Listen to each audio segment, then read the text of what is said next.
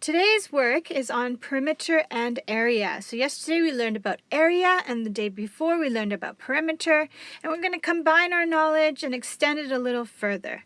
Okay, so we're going to be asked to create different shapes, and we're going to have to follow the guidelines according to what perimeter or area that they give us.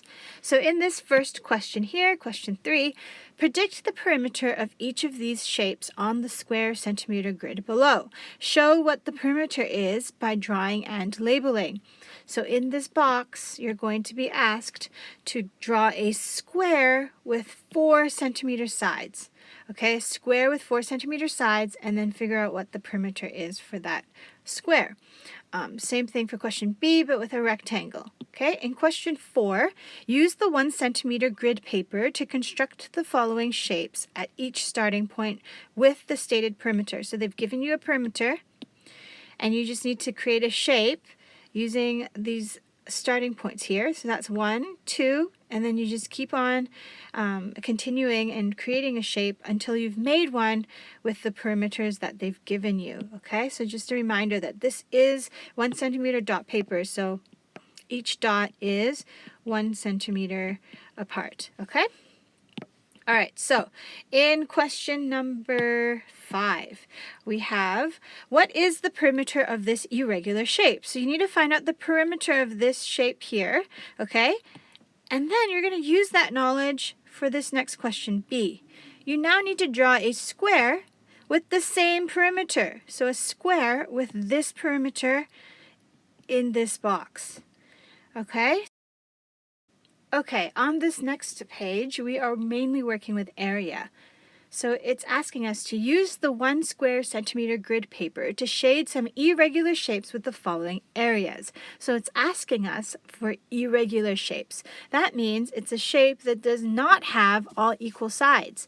Okay, the sides are different. And it's asking us to make shapes with areas of 4 square centimeters and 6 squared centimeters. Okay, so you're going to create that shape inside these boxes. All right, in the next question, how many shapes can you make with an area of 9 square centimeters? Show them on the grid below. The first one has been done for you. So if we count the boxes inside this shape here, this example, we should get 9. So 1, 2, 3, 4, 5, 6, 7, 8, 9. 9 square centimeters. So how many other shapes can you make inside this box here? Okay. Question number 5. What is the area of each rectangle? Each square in the grid has an area of 1 centimeter squared. So it's talking about each of these boxes have an area of 1 centimeter squared. Okay? So I've put in the imaginary lines for you in the first question in A so that you can see where the boxes all lie, okay? In B and C, you're going to have to imagine those lines yourself. Now, another way we can solve for area is to use our knowledge of arrays, right? So all we have to do is multiply, okay? And then we'll be able to find our area. All right, so do that for A, B, and C. On this next page, we are going to be working with both area and perimeter. So in question 1, they've given you the shapes, and you just need to figure out what the perimeter is and what the area is for each of those shapes. Now, don't forget your units, okay? All right, in question number 2, use the grid below to draw 2 shapes with a perimeter of 12 centimeters, but with different areas. So you need 2 shapes. Okay, and they both have to have a perimeter of 12, so the outside edges of that shape are 12, okay, on both of them, but they have different areas, so the inside area of both of those shapes are different. Okay, so number 3, color a square with a side length of 4 centimeters.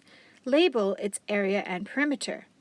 Now, color a square with a side length of 5 centimeters and label its area and perimeter. Okay, so you're going to be creating 2 squares inside this grid. So a square with a length of 4 centimeters all around and another square with a length of 5 centimeters all around.